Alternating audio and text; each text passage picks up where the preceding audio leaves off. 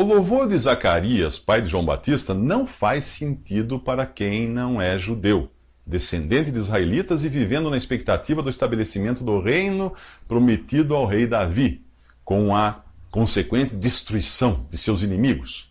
Para quem nasceu no Brasil, é descendente de europeus, africanos, asiáticos, etc., e não tem sangue judeu, as palavras de Zacarias parecem uma carta enviada ao endereço errado.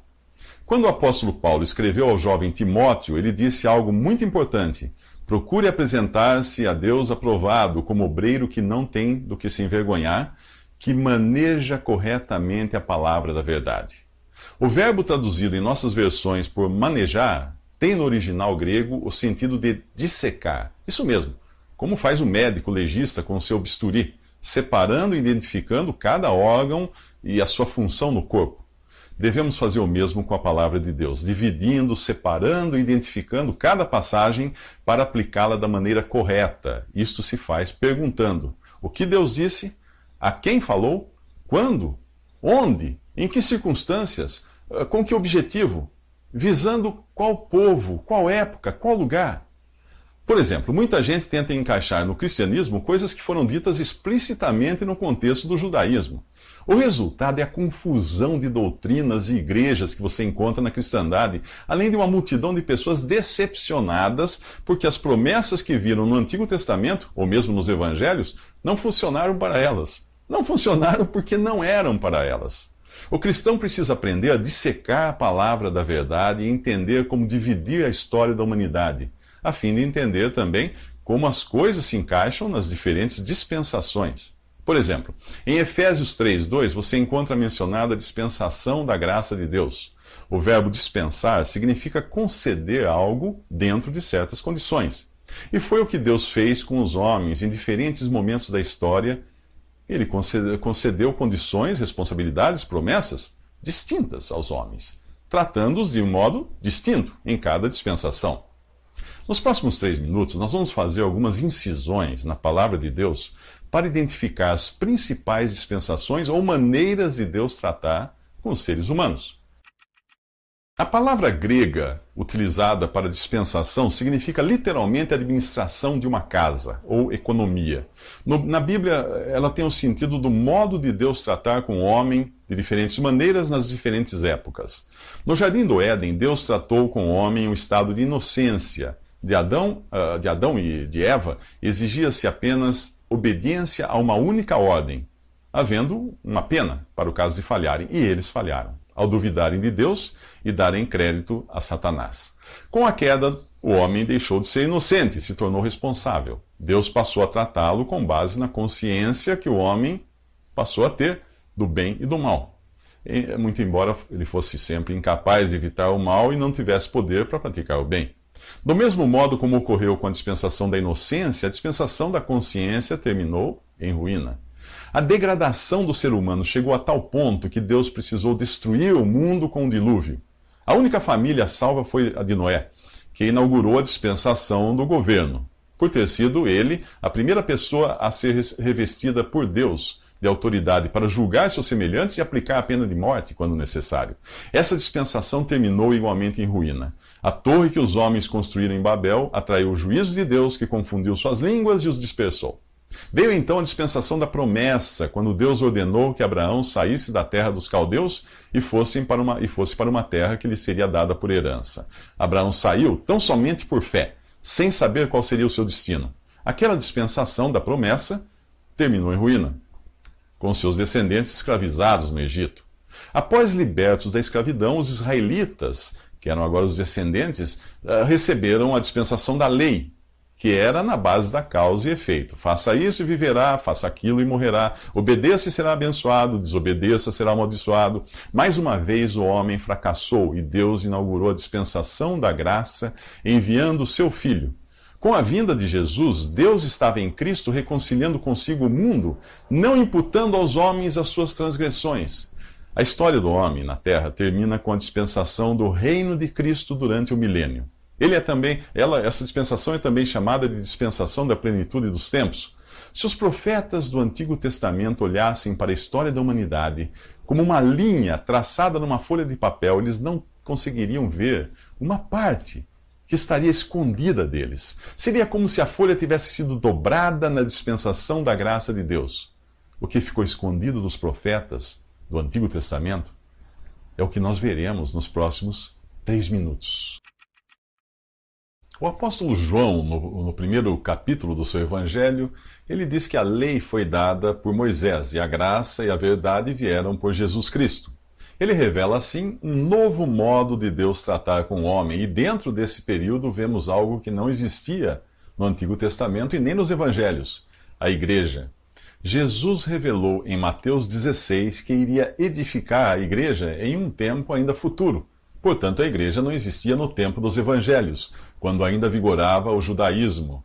Se você fosse um discípulo de Jesus, iria participar de todas as atividades, festas e costumes do judaísmo. Se fosse homem, seria circuncidado, iria ao templo de Jerusalém, ofereceria sacrifícios de animais, daria o dízimo, não comeria carne de porco, não trabalharia no sábado, etc, etc. Você não seria cristão, você seria judeu.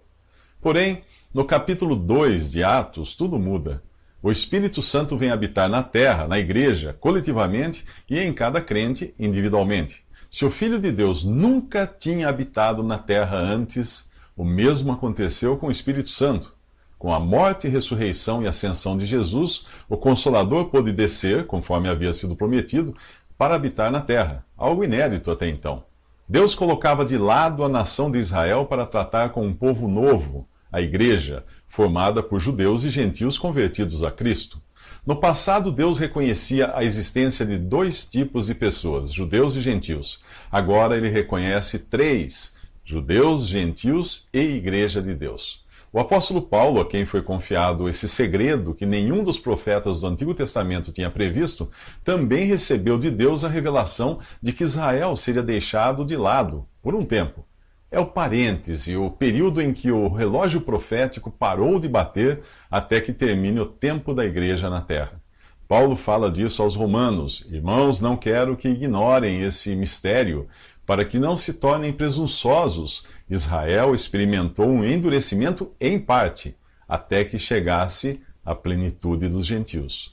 Quando o último membro for acrescentado ao corpo, que é a igreja, terá sido atingido a plenitude dos gentios, e Cristo levará a sua igreja para o céu. Pois, dada a ordem, com a voz do arcanjo e o ressoar da trombeta de Deus, o próprio Senhor descerá do céu e os mortos em Cristo ressuscitarão primeiro. Depois disso, os que estivermos vivos, seremos arrebatados juntamente com eles nas nuvens para o encontro com o Senhor nos ares. E assim estaremos com o Senhor para sempre. Mas o que acontecerá aos que forem deixados para trás nesse arrebatamento? É o que veremos nos próximos 3 minutos. Nos últimos 3 minutos falei do fechamento da janela de oportunidade, que é o tempo da igreja na terra. Assim que o último membro do corpo de Cristo for acrescentado, Jesus voltará para buscar os que lhe pertencem. No arrebatamento da igreja, Jesus desce entre nuvens para se encontrar com os seus nos ares, a meio caminho do céu. 7 anos mais tarde, na sua vinda gloriosa para estabelecer o seu reino, ele colocará os pés no chão, no Monte das Oliveiras. O arrebatamento é o sinal para que o relógio profético volte a bater. As profecias do Antigo Testamento param na morte do Messias e destruição do templo e da cidade de Jerusalém. No capítulo 9 do livro do profeta Daniel, faltavam apenas 7 anos para o Messias voltar para reinar. Mas já se passaram mais de 2000. É por isso que chamei o período da igreja de um parêntese na profecia, uma lacuna que os antigos profetas não sabiam que iria existir, mas agora você sabe. Nos 7 anos após o arrebatamento, ocorre o que você encontra em Daniel, capítulo 9, versículo 27, e a partir também do capítulo 4 de Apocalipse. O templo é reconstruído, o anticristo manifestado, o remanescente judeu fiel, perseguido e martirizado, enquanto outros são preservados para entrarem no reino de 1000 anos de Cristo na terra. Eles entram vivos.